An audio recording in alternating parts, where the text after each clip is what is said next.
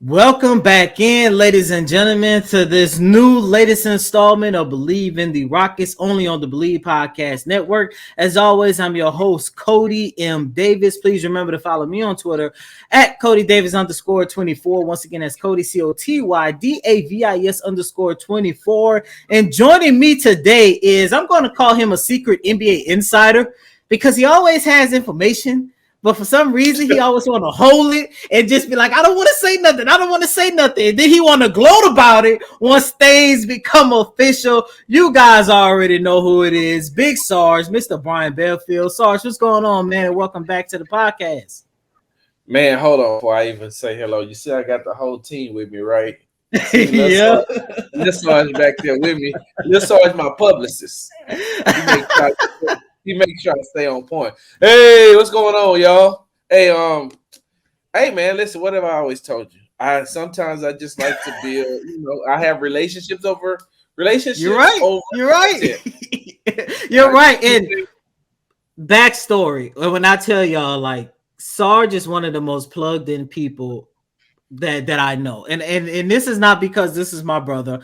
Even before we even became brothers, I remember reaching out to him about something I don't want to get into, but he said something on Twitter, and I just so happened to just DM him. I didn't know him. He didn't know me. And I just so happened to DM him a couple weeks later once things started to come out. And I said, hey, was this what you were talking about? And he just said, yes. And I told him, off record and stuff. I just wanted to know because the gesture that he put out there had everybody scratching their heads. And, ever since then, never did deny his sources or whatever you want to call it. But, ladies and gentlemen, here, go ahead. No, I was just going to say, that's why I tell people sometimes, it's like, and this was back in 2019 or 2020. I do want to throw that in there as well. Yeah, if I really wanted to be like, if I really want to be a superstar in the media, then I could be, but I don't believe in messing up my relationships with certain people. So when I got this information about the, reported Rockets head coach, I said, oh, that's interesting. So then I had to do my due diligence, and I asked, and I'm going to be honest with you, I reached all the way out to somebody, a prominent person up in New York, to find out what was going on, and they was giving me some backstory, and I was like, okay. And so then today, I kind of I kind of leaked it without leaking it. I was asked who was the front runner, and I said email or Frank Vogel. I say, but if I was you, I'd put my money on email Udoka, and then all of a sudden, boom. Wow, that's very interesting. Awesome. And of course, we are here today to discuss the hiring of new Houston Rockets head coach Ime Udoka. Sarge and I are going to compare him with the rest of the head coaching candidates to see if he was the best head coaching hire. And then we're going to close out this installment by sharing a thug tier for our guy. We're probably the only ones that's going to take the time to do this, but we're going to reflect on the head coaching tenure of former Houston Rockets head coach Stephen Silas. Share our thoughts about him and how, despite the record, despite everything that was going on, despite everything that was said, at the end of the day, Coach Stephen Silas really meant a lot to a lot of those young guys in the locker room. So we want to make sure here on this show, if you don't hear it anywhere else, we're going to give Stephen Silas his flowers. But without a shadow of a doubt, Sarge, really quick, what were your initial thoughts when you first heard that Ime Udoka was going to be the new head coach of the Houston Rockets? So my first thought was, how are they going to get past this PR nightmare that's about to come, this PR storm that they're about to have? And not because Ime cheated on his wife, because him and Nia Long aren't married, so you can get past the part of him cheating on his girlfriend per se, but he cheated on his girlfriend, longtime girlfriend, with a married woman And then there was some backstories about when she wanted to break it off, he didn't just let it break. He didn't just break it off, and so you look at it from that aspect. I'm just looking at it from that Mhm. PR aspect of wow, we're gonna have this. Is going to be some very interesting press conferences we're gonna have coming up here real soon. He's gonna have to Mhm. answer that. I bring that up because I don't understand why the Houston Rockets would want to put themselves in that type of light. They already have a negative light shed upon them by, the situation that happened with former head coach, Stephen Silas. They also have that negative light of that article that came out, right after the end of the regular season with how dominating and controlling the general manager Raphael Stone is per the report, per the article. So that was the first thing I thought. Then getting into the X's and O's, I said to myself, well, this may be a good hire for the Houston Rockets because it's almost like what we've talked about before. Like I've mentioned before, the Houston Rockets and the Houston Texans mirror each other. And so they had to go out.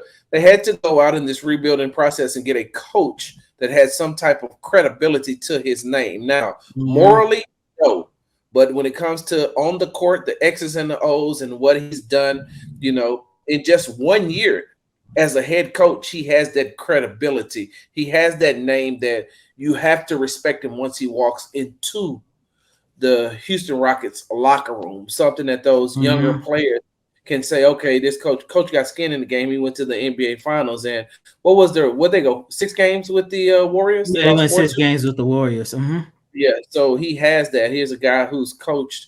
Don't get me wrong. Coach Silas has coached the greatest of all time. When it Arguably comes the to great. yeah, LeBron James and talking about Steph Curry, but these guys they know those guys, but they're also looking at the Jalen Browns and they're looking at the Mhm. um, Jason Tatum's and even some of those role playing guys that he got to step their game up. So on the X's and O side, I can see it. I just need to know that is he bringing the architects of the system that he designed? Because when you look at the Boston Celtics went 51-31 last year, Mhm. right? Went to Mhm. they ended up second in the East and went to the NBA Finals against the Golden State Warriors. Mhm. The good thing is the evolution of what the Celtics were and what they became is so interesting. I have it written down, Cody, from the first 35 games, they were 16 and 19. 16 and 19 the first 35 games. Then the next 25 games from December 31st to February 16th, which was the All-Star break, they went 18 and 7. Then after the All-Star break in 22 games, they went 17 and 5. So starting at the beginning of the new year until the end of the regular season, they went a combined 35 and 12. That turnaround from going 16 and 19 from the beginning is something that Ime Udoka can hang his hat on because he said, once I got the guys to buy into the system, once I got the guys to listen to my voice and to buy into what I was doing, we were able to turn that season completely around. Because you remember there was um, a lot of people, a lot of pundits and analysts saying that this team is underachieving when they were 16 and Yeah, 19. I Ime may remember. not last, and so for him to be able to do that and then take that end up with that type of record for the end of the regular season and take them to the finals, that says a lot about him. But the thing is, Cody, like they're projected to do that again. Like they're projected, to make a deep run into the playoffs. I think what did they finish this year? Second in the East, just like they did Mhm. last year. They're about to sweep the Atlanta Hawks. No, no, they Uh, about the legitimate sweep because Atlanta already won game. I think it a was gentleman's sweep. 4. So they Yeah, up 3-1. Anyway, it goes series gonna be over later on that's by what I meant to Tuesday say. night. Yeah, it's about to be a gentleman's sweep. Excuse me. Mhm. Then they're going to be on to the next round. And so now, when you take a look at that, how good was Ime Udoka as a head coach? Now I'm going to ask you that question. Yeah, and that is actually something I want to save it for the second segment because that tie into who I actually wanted to see the Houston Rockets Oh God. be as the next head, only because of his background. We're going to get into that later on. But Sarge, to piggyback off of you, I had the same initial thoughts as you when I first heard the news that Email Doka was, secretly the front runner, and when I heard Email Doka was, hired due to the breaking news that came out on Monday. And of course, right off the bat, the first thing that I thought about was the off court issues. And look, I'm not about to get into this because I know there's a lot of moving parts, and I'm not about to sit here on this podcast and act like I know a lot about that aspect of it. But all I know is hopefully whatever happened, he was able to move on from it. Whoever else was involved was able to move on from it. And, let's just hope for the best. Hopefully this isn't a cycle that's going to repeat itself. Hopefully this isn't nothing that's going to get bigger and bigger and bigger as soon as he get back into the limelight, because after he got suspended from the Boston Celtics, nobody heard from Ime over throughout this whole entire NBA season. And I thought that was very smart on his behalf and on his people behalf as well. So I do want to say that, and like I just mentioned, hopefully this isn't nothing to where as soon as the Rockets announce him as head coach, we sitting there in the press conference, and then there's another side to this story that end up being deeper than what we all thought it was going to be. So, hopefully everybody moved on and you just move forward with it. Ask for forgiveness, pray for forgiveness, whatever you do, and just move on with your life on both sides. Now, with that being said, on the X's and O's sides of things, Sarge, to me, I kind of looked at it similar to the Houston Texans again, to where the Rockets, in a way, got lucky by getting one of the hottest names in the coaching market. You saw the Houston Texans were able to do it with D'Amico Ryans. The Houston Rockets have been able to do it with Ime. And the one thing that got me a little bit excited about the arrival of Ime was the fact that this is a guy, so good and well. This guy had a lot of suitors that he could have went to. After Nick Nurse got fired on Friday, all of a sudden it seemed like he was going to be the prominent candidate to take over that vacancy in Toronto. And the fact that he passed up an opportunity to, not take over a well-established team, for him to take over a young Houston Rockets team where I think you and I can agree where there is a lot of promise, there's a lot of potential, there's a lot of hope, but for some reason they have finished with the second worst record in the league. Whatever you want to look at it, at the end of the day, there is a lot of stuff that Ime is going to have to clean up for the Houston Rockets. And for him to say, you know what, I want to take on this challenge. I want to take on these young guys who, once again, I believe they have a lot of talent, a lot of promise and potential in them. But for him to say, I want to take on that challenge and come to the city of Houston and try to rebuild that and establish that and bring relevancy back into that organization, while he's trying to do the same thing for his image and his life in itself, that says a lot about Ime coming. I love the fact that you touched on the turnaround that the Boston Celtics had. I was able to speak to a couple people about Ime, and the one thing that they said was what they loved most about Ime was the fact that when the Celtics was below 500, that he made in-season adjustments and held several team meetings in order to turn that franchise, in order to turn that season around. We hear that a lot, the team meeting, we hear the adjustments that coaches make, but the fact that we know that we have a head coach that can actually get his players to buy in when the season is going terribly wrong. I mean, I remember there was rumors about Jason Tatum and Jaylen Brown, how they should be broken up. I remember hearing the rumors about how Ime isn't going to last beyond this one season, because we remember what the Boston Celtics was before he came to the Celtics. However, when he got there, he changed up several different things. And next thing you know, we sitting there in June looking at them get 2 games off the Golden State Warriors. So that lets you know that Ime Udoka knows his X's and O's. And another thing that I love about his hiring is the fact that he's going to bring a defensive tenacity to that locker room. And I know there's 2 guys on this roster that I'm actually excited for the most: Jabari Smith Jr. and Tari Eason. Of course. Yep. And you know what? It's so funny because like I said earlier, with him working with Jaylen Brown and Jason Tatum, 2 superstars in today's game, him coming into that locker room, being able to sell himself to these up and coming and these rising superstars like Kevin Porter Jr., like Jalen Mhm. Green, Alperen Şengün, Jabari Smith Jr., who you mentioned earlier. For him to be able to sell himself to those to those individuals, not only by what he's done on the court, but you remember that there was a time that there was a rumor going around, and I think somebody confirmed it that he told Jaylen Brown and Jason Tatum, "Hey, this thing ain't gonna work if y'all don't pass the ball. You've got to pass the ball. Like y'all, you remember that? He told, I'm hey, laughing because you know what, he's definitely going to have to reiterate that message. pass the ball. One of the Rockets' weaknesses this year was them not being able to swing the ball enough. But remember, he told me, he said, "Hey, look, I'll sit you down if you don't want to pass the ball. But in this system, you're gonna have to pass the ball." And who does that sound like? Hey, listen, no one man is bigger than the system. That was Greg Popovich's Mm-hmm. mantra. And That's where did his he come mantra. from? Where did he come Yep, the San from? Antonio Spurs system. Hmm. That's his mantra. No one man is bigger than the system. If you play within the system will work for you. But if you play outside of the system, it will not work.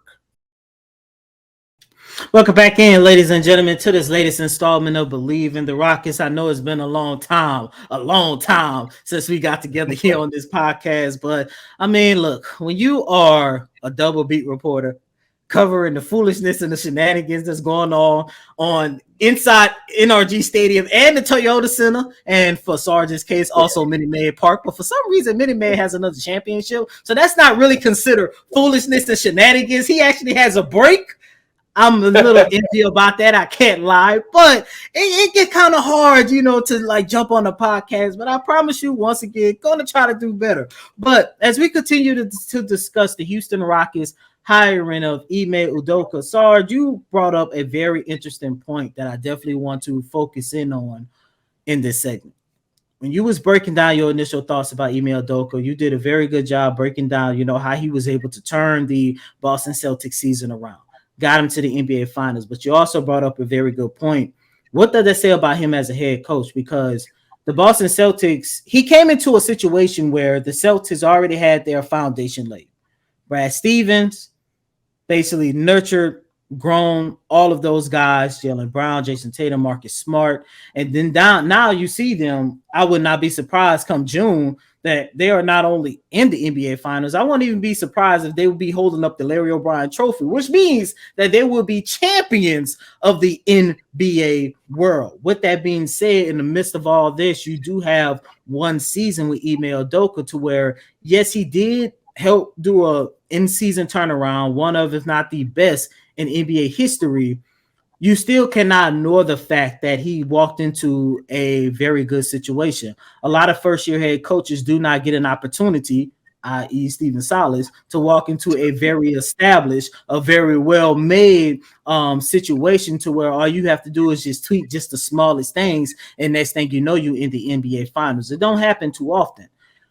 With me, when I take a look at Ime Udoka, that is the biggest concern that I have, because as I mentioned in the first segment, I like the fact that he has a lot of confidence in himself. He sees something in these young guys that he wants to bring something out of them, and he is up for the challenge. And I think he is up for the challenge. However, I'm just not too sure that I can hang my hat on saying Ime Udoka has the background to turn a very unfortunate situation like the Houston Rockets into promise. And I'm only saying that as of how the roster is built as of right now. Because I know there's the lottery pick with Victor Wembanyama. I know there's talks about James possibly coming back or whatever, but this is still all speculations as of right now. Who knows? They might start the season and the roster don't look no different than what Exactly. they ended with. So that's still a small possibility. Do we think it's going to happen? No, without a shadow of a doubt. But at the end of the day, you still got to keep in mind that at least the core version of the Houston Rockets, a Kevin Porter Jr., a Jalen Green, a Jabari Smith Jr., Alperen Şengün, Tari Eason. Hell, I even throw Tata Washington and Josh Christopher. You hear all those names that I just said? The oldest name that I gave is Kevin Porter Jr. He's technically in his third season, and he's only 21. He might be 22 years old at the start 22. of the next season. He'll be So he's 22 now. yeah, so he's 22 now. So at the end of the day, Ime is still walking into a situation where a lot of his core pieces of his roster are, I hate to say it, but college kids, kids that's in college, kids that should be, rookies in the NBA if they lasted 3 to 4 years in college. And I think that is the biggest issue that I have in Ime Udoka hiring. And when I take a look at all the other candidates that the Houston Rockets was looking at Nick Nurse, Sam Cassell, Frank Vogel, Kenny Atkinson. The one name that I wanted to see the Houston Rockets go is Frank Vogel. Sarge, I know you have your thoughts on Frank, and I know a lot of people have their thoughts on Frank, but my biggest attribute that I wanted to see out of the Houston Rockets, out of the next Houston Rockets head coach, was to go in and bring in a coach that actually has a background on how to develop young talent. And he is the only guy on this list that I say, you know what?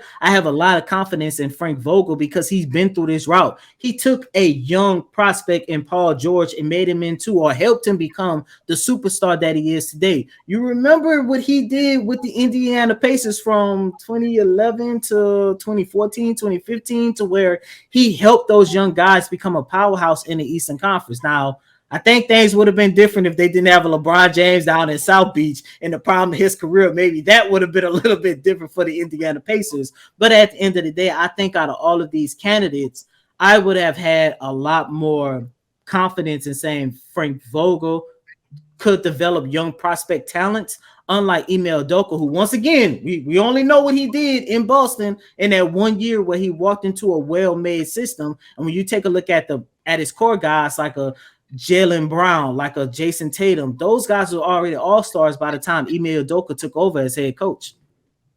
Well, I'm gonna say this. Back in the '90s when I graduated from high school, I was 190 pounds. See what I used to be. See what I used to see where I Well, that used was to be. almost 30 years ago, Sarge. Frank Vogel ain't been in the league though no 30 years.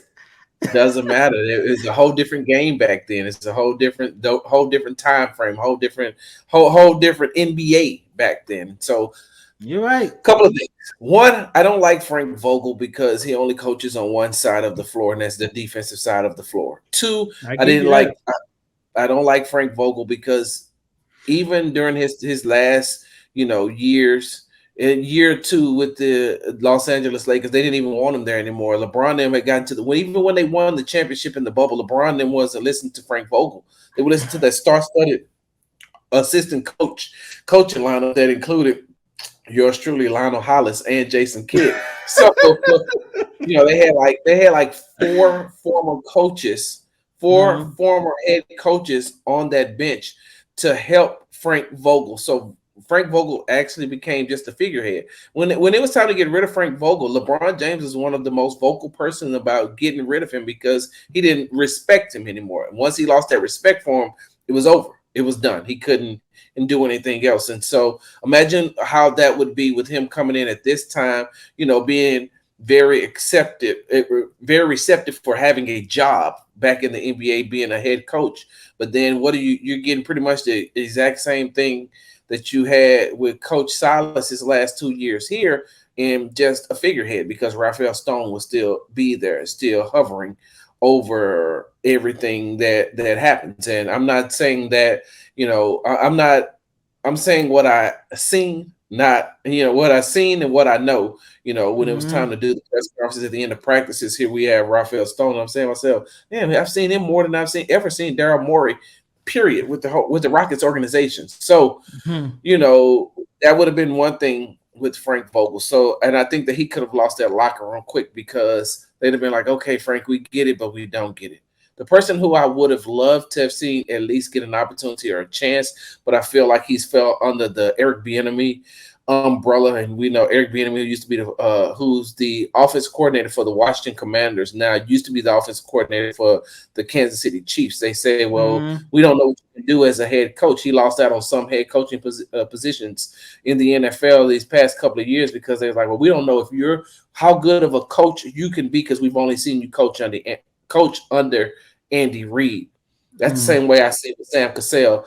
with the Philadelphia 76ers. Everywhere, pretty much everywhere that Doc Rivers has been, Sam Cassell has as well. Now, I do believe that Sam Cassell could be a very, very good coach because he has played the game and he does have the respect of the players that he coaches. But he's going to have to get out of that umbrella, meaning that he may have to take an assistant coaching job somewhere else in order to elevate his name. The Rockets really like Sam Cassell. He just doesn't have, he needed a proven track record.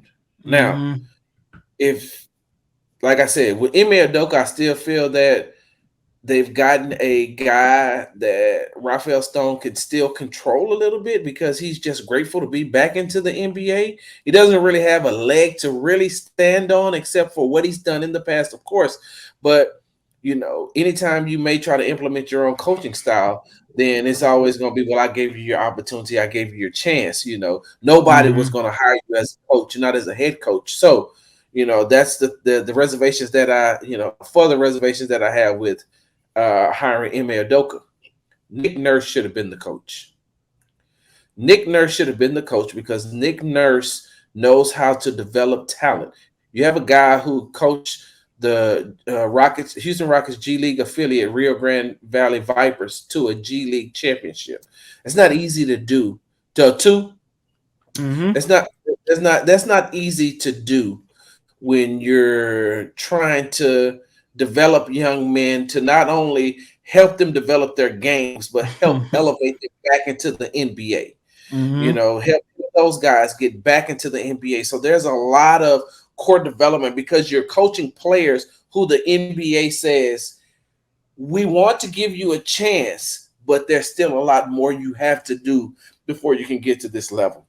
That's where player development comes into play. When you're successful in doing that and helping these players go from, you know, here to here, or working with those players and not in the best situations either. I mean, yeah, they're part of the NBA, but they're not the NBA. So, you know, there are certain things that these young men have to go through while they're still trying to develop their games. So now, if you would have a Nick Nurse, who also, if I'm not mistaken, wasn't it his rookie year? His rookie year that he won an NBA championship? His very first year. His very first year as an NBA coach, he won a championship too. So he had a leg to stand on. He comes in with a track record, and the team knew him. So you pair him with another guy like Mahmoud. I can't pronounce his last name. Mahmoud El Dafada. That's close. I don't think that's 100% right, but it's close. Yeah, but look, you pair him with another guy who's player development, who also won a championship in the G League, who also is up and coming and knows the game. Now you put those two guys together to be able to develop those younger guys, play to their strengths more than their weaknesses, and look at what you have. On the flip side of it, the Rockets weren't getting G League Nick Nurse, if you know what I mean. Hey, last time I was here, I was in a G League. I was looking for a job. I was looking for a job. I was down here doing what I was supposed to do. By doing what I was supposed to do, I was able to get on with the Toronto Raptors, led them to a championship, had some success there. Later on, it didn't work out. Okay, I don't have a job. But you don't get to treat me like that anymore. Or I'm going to have a job. I'm going to get a job. But if I take this job, or if you're offering me this job, there's certain things that I can't have, and that's a general manager trying to tell me what to do. We said earlier about how these teams mirror each other with the Houston Texans and the Houston Rockets. The Houston Texans general manager Nick Caserio, he's on the hot seat. General manager of the Houston Rockets, Rafael Stone, hot seat. So you can't bring in. So you got to have some type of success, all the while still trying to hold your ground and hold your footing in. He wouldn't have been able to do that if he'd hired Nick Nurse. And I do wonder if that was the end all be all into whether or not they was going to go with Nick Nurse or Ime, because I think we can all agree the top three coaches, even without Nick Nurse getting an official interview, quote, in quotation marks, I think we could all agree that we knew there was going to be one of those three three coaches, Ime, Frank, and Nurse. And I do wonder whether or not if that was the deciding factor to go with Ime, because I think the point you made about Raphael Stone, him being, I'm gonna go ahead and call it a control freak. I wonder how much is that going to last with Ime. I wonder if it's going to be one of those situations to where it's all, yeah, Ime is going to play along with it at first, but come All-Star break, when we walk into Toyota Center, whether we be on the main court or on the practice court, it's going to be one of them situations where we start seeing less and less of Stone. Just like come training camp, I have a theory that we get closer to week one of the 2023 campaign, we're going to see less and less of Nick Casario. I could be wrong, but go ahead. Oh no, I'm just gonna say real quick, Cody. It's the equivalent to, with Ime Udoka. It's like if you have to go live with your father-in-law, and your father-in-law is like, yo, you can come here. I'm used to doing things my way. You're gonna have to accept it. If not, then because I'm doing you a favor. Like I'm doing you a favor. You didn't have nowhere else to go. So but that's the thing, though. Ime could have picked where he wanted to go. Maybe not this soon. Not as a head coach. Not as a head coach, as an assistant. He got hired as an assistant, but not as a head coach. Detroit wasn't going to hire him. Because I only said that because remember early on in the year, Brooklyn Nets came close to hiring him. Then finally they was like, you know what, we don't want to deal with the PR shenanigans because they already had their own PR blunder going on around that same time when they departed from Steve Nash. That was kind of understandable. I get what you're saying, but I'm like, I know somebody would have given Nick Nurse an opportunity. If it not Nick Nurse or Ime Udoka. Yeah, Ime. A head coaching. Yeah. A head coaching job. Yeah. I mean, I doubt a head coaching job because, like, they got, the other teams would have probably did a whole different type of investigation. Because you can make whatever you want to make look the way you want to look if you want the person that you want. Welcome back in, ladies and gentlemen, to this latest installment of Believe in the Rockets. Ime Udoka will go down as the 16th head coach in Houston Rockets franchise history. Sarge, really quick, I just hope Ime could be a coach that could bring some lasting success to the Houston Rockets, because it seemed like after the departure of Rudy Tomjanovich, every coach has lasted no longer than 5 years. I think Jeff Van Gundy had like 4.5 to 5 years. Kevin McHale had 5. Mike D'Antoni had 5. And our guy, Steven Silas, only had 3. Should have been 4, in my opinion. I don't care what nobody says. But Sarge, as we move out of one, I'm not going to call it a phase because I just think that's stupid. As we move out of one era of Houston Rockets basketball into a new era of Houston Rockets basketball with Ime Udoka as head coach, I do want to take a moment just to reflect on former Houston Rockets head coach Steven Silas. And you know me, you know how I feel about Silas, man. My heart goes out to him because I felt so bad for him because this man waited 20 years to be a head coach, to follow in his dad's footsteps. And he was a finalist in 2016. Kind of wish they probably hired him in 2016 because he would have had a completely different tenure had they hired him the first go around. But they hired him in October of 2020. Everyone knows the story after that. Everybody wants to leave. Next thing you know, he gets a bad hand. And so our listeners out there, I never truly understood how bad of a hand Steven Silas was dealt until I think it was after the All-Star break or whatever, and they had one of those long losing streaks. And Sarge, it was just me, you, Jonathan, I think Vanessa, and probably like one other reporter, because there was times where it was that was it. That was it. We was the only ones at practice. I just want to throw that out there. And I think it was you or Jonathan. It might have been you Yeah, it was you, because you call yourself I.E. the Black Mark Berman, and you try to hit all these emotional points and stuff. And I think you had said something about do he find himself being more so of a father figure to the Houston Rockets more so than a coach? And I remember the answer that he gave really stuck out to me. He said that he was like in his office or whatever. But long story short, somebody had pointed out to him that the University of Houston's basketball team was older than the starting lineup that they had on the floor, I think against the Detroit Pistons or something like that. And when he said that, Sarge, that's when it truly hit me like, man, this is not what this man signed up for. 59 wins in 3 seasons. I know people want to blame Silas for a lot of stuff, but a lot of the unfortunate stuff that happened in his tenure wasn't his fault. And to me, this is when I also realized that coaching is more so about X's and O's and wins. It's also about what changes that you can make in these players' lives.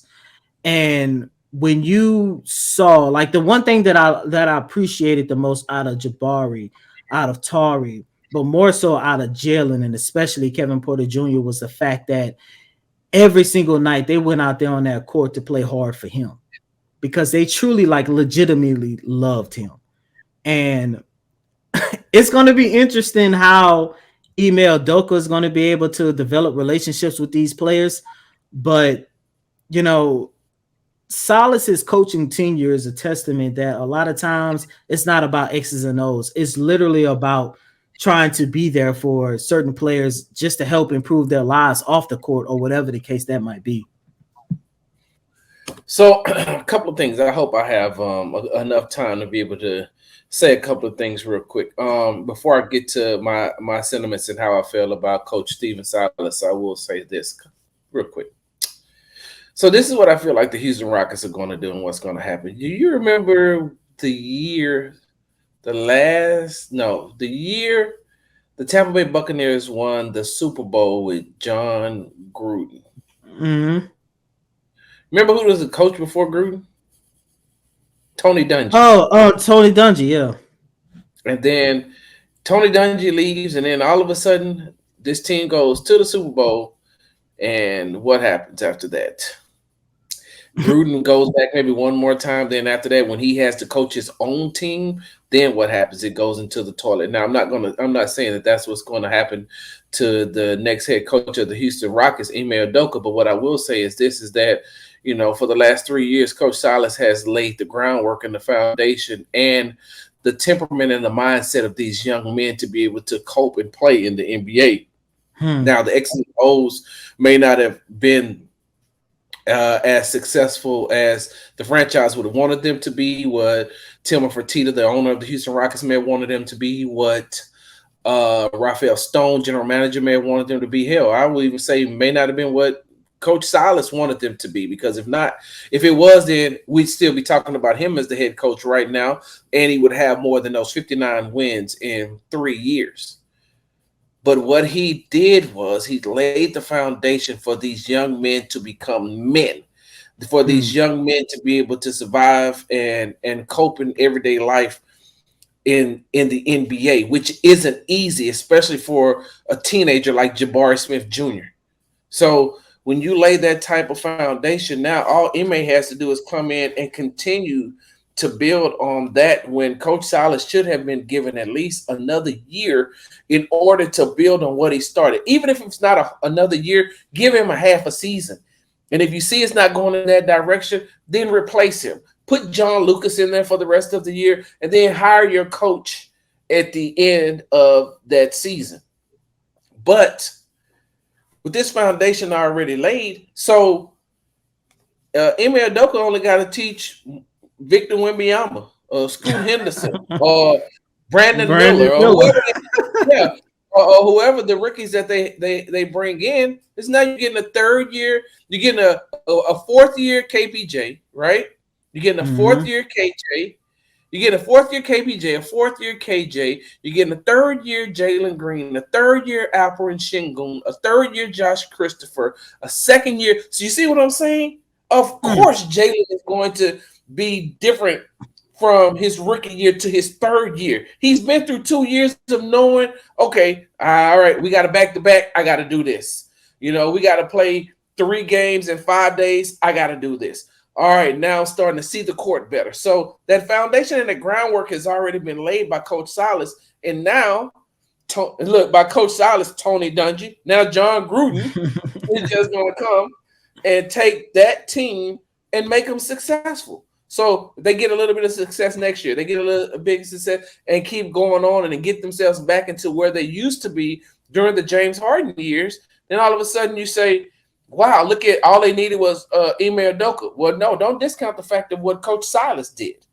He's put in a situation, and you said it earlier. He's put in a situation to whereas he was brought in and thought he was going to do one thing, and they ran the ultimate okey doke on him, the ultimate switcheroo, and say, see, this is what you thought. You thought you were coming in and you were going to coach 2 first-team, first ballot Hall of Famers, NBA Hall of Famers. Nah, they're not going to be here. Sorry. And all those veterans that you have, sorry. During the COVID year, we're going to give you about 40 to 50. That may not be enough. We're going to give you this many different lineups. You know what we're going to do? We're going to bring in a guy named Kyrie Thomas. We're going to fly him to Chicago, let him catch a bus in Milwaukee, and play in the game as he's learning the names and the people on the court. We sent him over a couple of plays so he can try to get it acclimated. Oh, we're going to bring in a revolving door of players going in and out, in and out, and in and out. The ones that don't want to be here, like a Victor Oladipo, a Dennis Schroeder, a Kelly Olynyk. We're going to make Coach Silas, hey, you deal with that. That's your job. You go over there and you deal with that. Okay. So now after that, cool. We got a John Wall up in here. All right. So, you can put John Wall at the point, have Jalen Green at the 2, and play KPJ at the 3. Nah, what we're going to do is we're going to reduce the minutes and reduce the playing time of John Wall.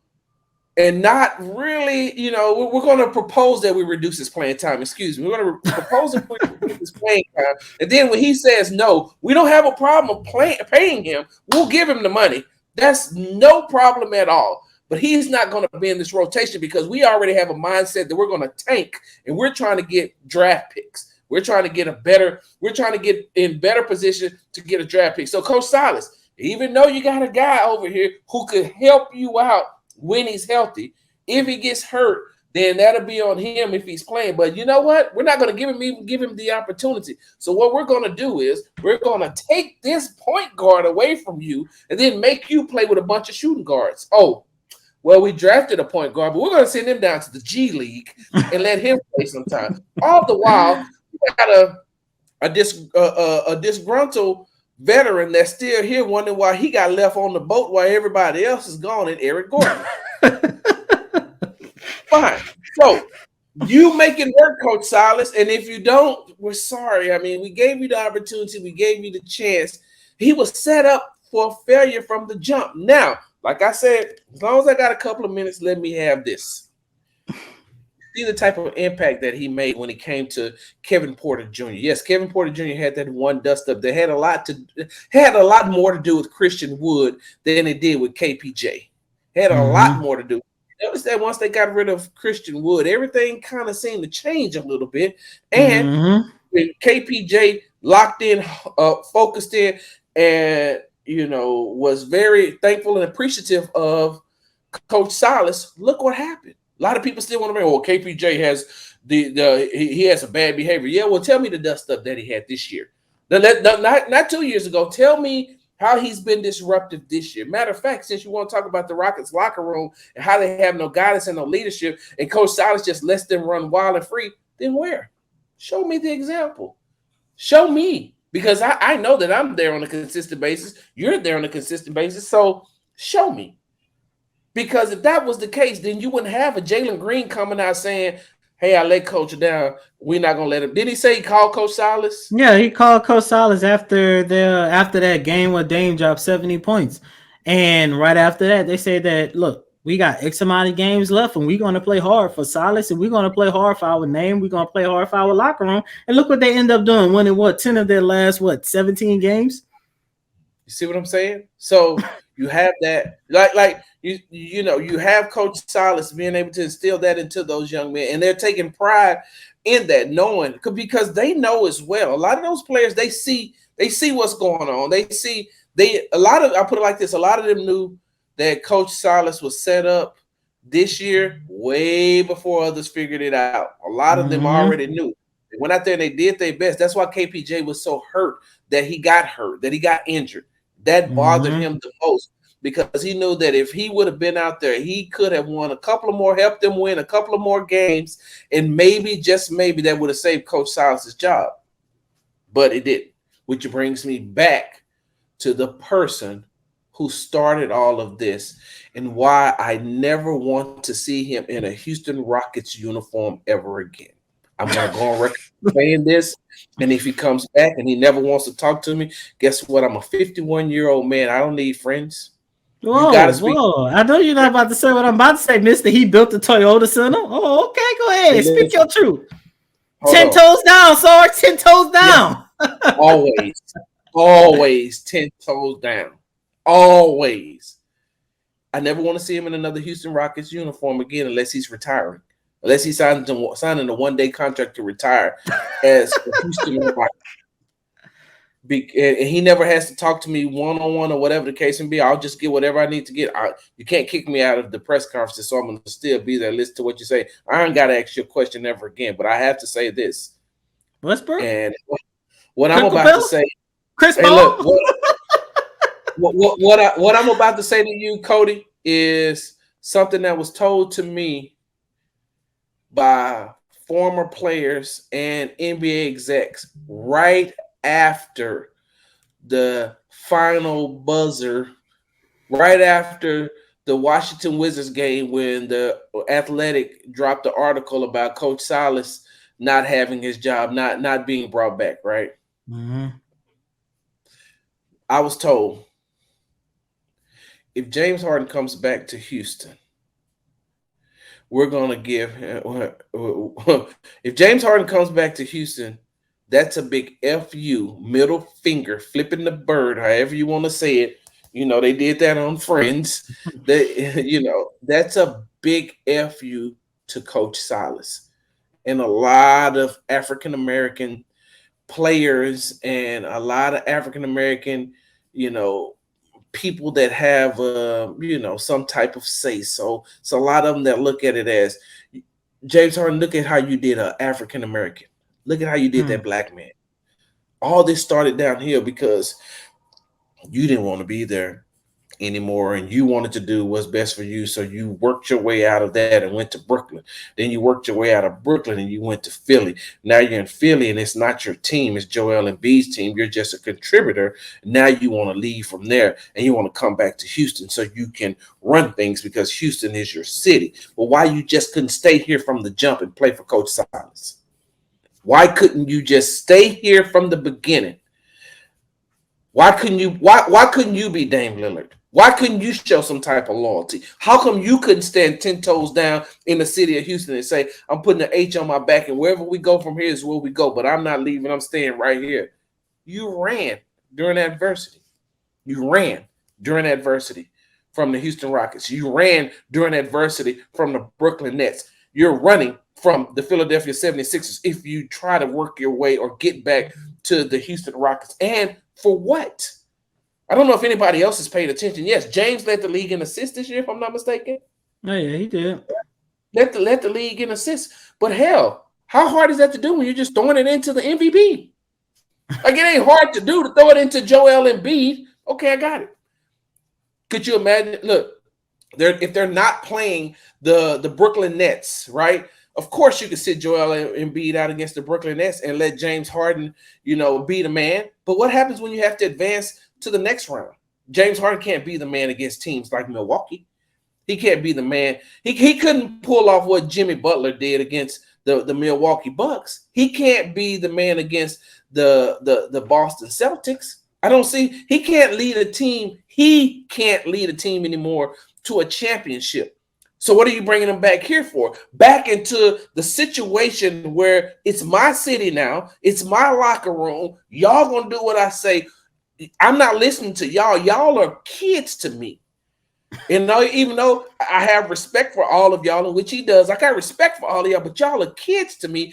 And I got more playing time on some shoes I got in my closet, excuse me, than you all have in the NBA. So yeah, what am I gonna listen to you for?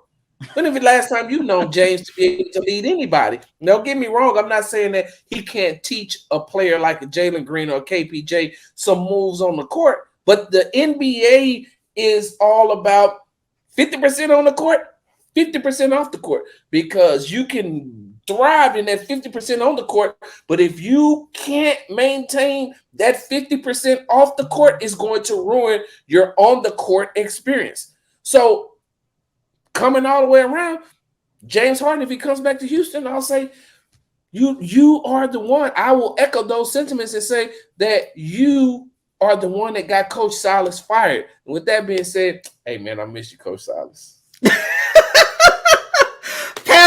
Pass the big song. Everybody, pass the collection plate. It's time to pass the collection plate.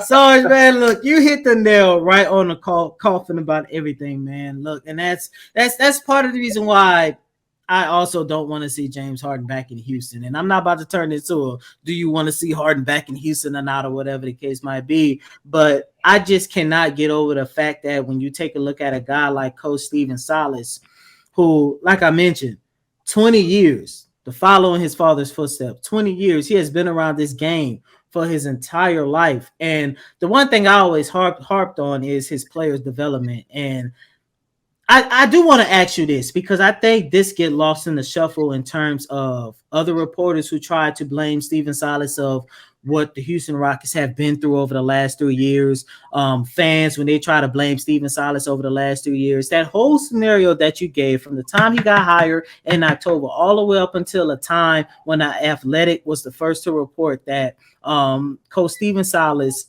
lost his job. Everything that took place in those 3 years, is there any coach in NBA history who could have thrived in that situation? Yes or no answer? No. My point exactly. My point exactly.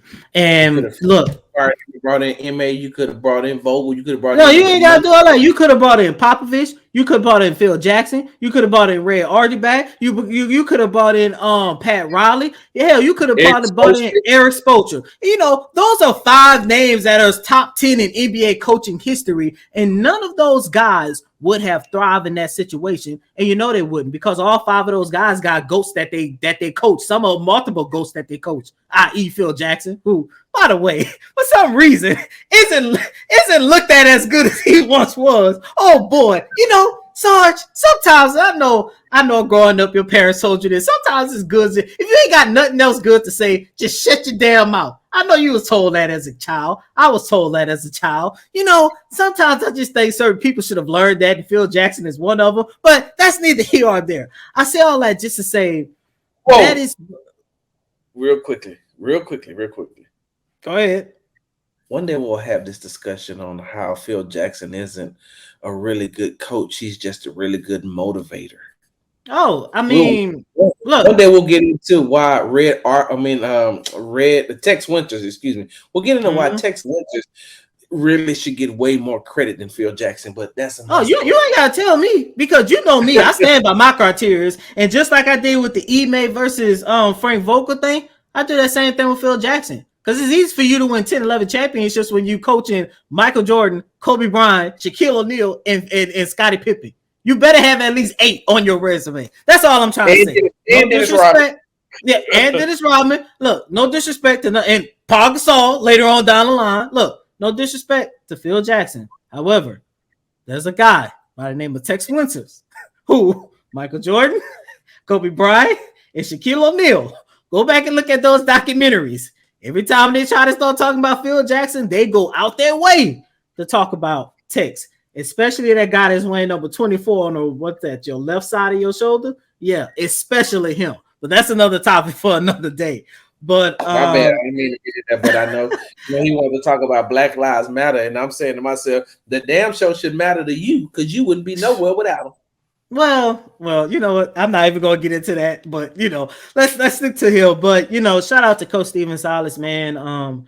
I really do hope he have another opportunity to get another head coaching job in the NBA. I think he will because it's crazy to where even when you take a look at outside the Houston Rockets, yeah, outside the Houston Rockets organization, Coach Steven Silas was always well respected, always had a lot of respect, a lot of love, a lot of appreciation around the entire league. Sarge, there was multiple times you and I would go into the visitors locker room, the visitors press conference room, and just ask coaches and players about Steven Silas, and they always had nothing but good things to say. And I know a lot of people might hear that and say, well, they're supposed to. What you want them to do? Talk bad on them? No, there's a difference. You can tell when somebody is genuine, like i.e., talk to Luka Doncic about Coach Steven Silas. There's a difference between him saying, oh, yeah, he's a good coach, and there's a difference of him saying they better not get rid of him because those young players need him. And I was sitting right there when he told Adam Spillane that. I was sitting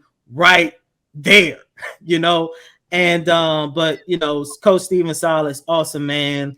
I still consider him an awesome coach because, like I mentioned, his track record of developing players, and I think in the next 3 years, you're definitely going to have to add Jabari, Jalen Green, Kevin Porter Jr., Alperen Şengün to that list that already has LeBron, Steph, Luka, Kimba, Baron Davis. And like I always say, Sarge, you hear me say this a lot. I know three of those names is not like the other as of right now. One of them is the greatest shooter of all time, and the other one is damn near the GOAT of all time. But the one thing that all of these guys have in common is the fact that when you go back and you take a look when there was Ross prospects, it didn't matter if there was the phenom coming out of high school. It didn't matter if there was an unnamed player coming out of Davidson. It didn't matter if there was an overseas MVP at the age of 17. The one thing that all of these young guys talk about is how Coach Steven Silas, as an assistant, help lay the foundation and help them get accustomed to the NBA. And we're going to see that same thing in the next 3 years because I'll be damned